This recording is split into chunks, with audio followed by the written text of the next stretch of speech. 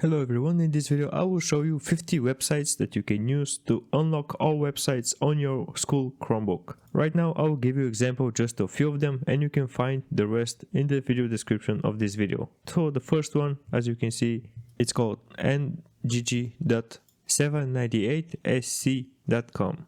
From this website you can log in into your Roblox, PUBG, Minecraft and so on.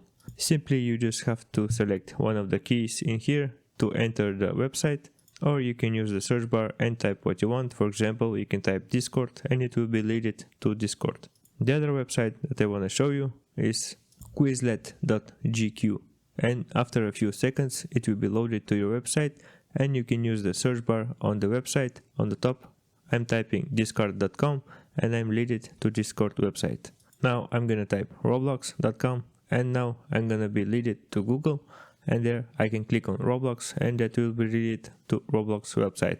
In here you can either sign in or you can log in into your Roblox account.